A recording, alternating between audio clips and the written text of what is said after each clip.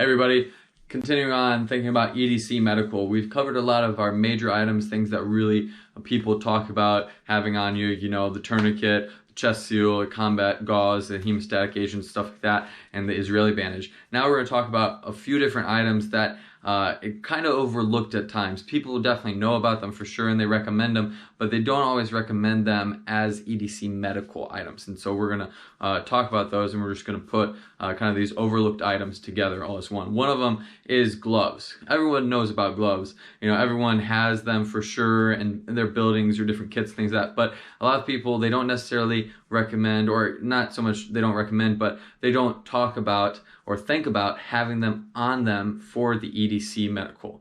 You have them in a building, you have them in a kit, you're going to be able to access some things like that, but you're not necessarily walking around with gloves that you're going to want to throw on your hands to be able to protect yourself and be able to do work when it comes to having to do something medical wise. So having gloves on you is an important thing. Another thing that people sometimes just don't talk about with EDC medical is the mylar blanket, this little space blanket here. It's honestly about the size, a little bit smaller, of a chest seal. It's something that you can definitely have, you slip in with the chest seal, things like that. It's very thin profile and whatnot, but people don't necessarily talk about it besides having it in an actual kit, in a building or on a wall or something like that. Having this on you, can really help someone, keeping them, out of going into shock, keeping them warm, things like that is important for sure. Another thing we want to have on us is some type of writing utensil, usually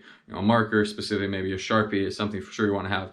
Being able to write, say, the time on your tourniquet, or writing on the patient for triage or some of that is important. And obviously you don't have to have the full size marker. You can have something a little bit smaller, like North American Rescue. They make a little one that actually fits perfectly in a lot of little kits or in your pocket or things like that they make, which is awesome. Another thing that you want to have on you that will help you be able to get better access to someone that you're having to try to deal with is shears, or like safety cutter. Now, is something that you're probably going to want to have smaller versions of.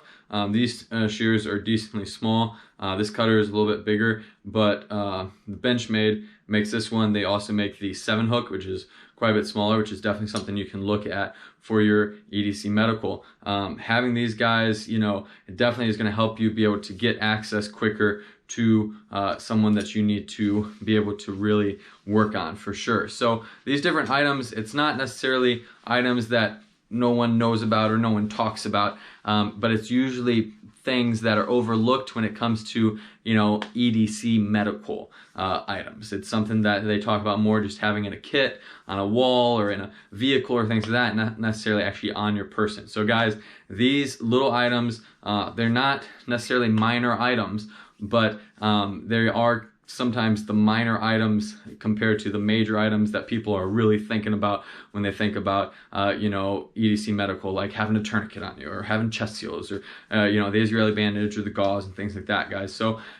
have the full well-rounded EDC medical, have these items as well, along with the other items we've looked at previously. Take care, guys. Be safe.